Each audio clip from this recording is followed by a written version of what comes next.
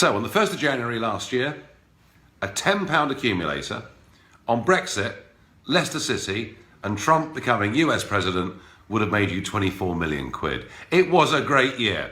And I got to tell you, that feeling at 4 o'clock in the morning, knowing that Brexit had happened after 25 years of my life campaigning, it doesn't get much better than that.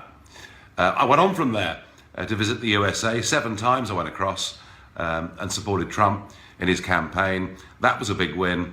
And just before Christmas, the Italians rejected Renzi in the referendum, and I think they're headed on their way out of the Euro. So 2016, a phenomenal, fantastic year. Don't listen to Bob Geldof and all these terrible whingers and moaners. It's going to be great. It's going to be huge, as they say in New York at the moment. But what of next year? What does 2017 bring? Well, for us, finally, Article 50 will get declared. My goodness me, I wish it had been done months ago. If that was the case, we wouldn't now be waiting for the Supreme Court to tell us whether Parliament can have a vote, whether the House of Lords, as well as the Commons, should have a say. But I'm afraid our Prime Minister has appeared to be somewhat indecisive. So she will trigger Article 50. We'll begin a process where I've no doubt that the Europeans will start treating us pretty badly and start threatening us. What do?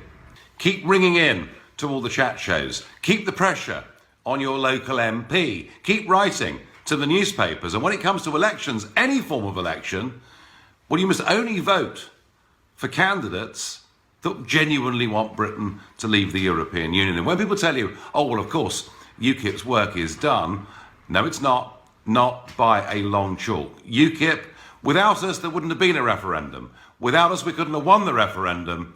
And without us, if we packed up our bags and went home, well, I'm afraid they would sell us out. So remember that UKIP goes on being an absolutely vital component of making sure, to quote the Prime Minister, that Brexit means Brexit. And for the rest of Europe, what is 2017 going to bring? Well, we've got elections coming up in the Netherlands, in France, in Germany, and believe you me, you'd be a fool to say that Marine Le Pen cannot win the French presidential election. Right now, I'd put her in the low 40%, but all it needs are more appalling incidents, such as that we saw in Berlin, or perhaps more Italian banks going bust, and I think anything, frankly anything, can happen. For me, well, I'm not leading UKIP anymore, which is a great relief to me in many ways, but I'm going to be doing radio, I'm going to be writing, I'm going to be speaking, I'm going to be campaigning, doing my bit. For January, what it means for me is I'm going to go to Washington for the inauguration. I'm going to watch Trump swear in. I'm looking forward to it hugely. It's going to be a massive event. I think he's going to be a very good president. I think he's surprised many of the naysayers. For the rest of you, I want to say this. Don't make any New Year's resolutions that you can't keep. Enjoy New Year's Eve. Have fun. Live life as if it were thy last day.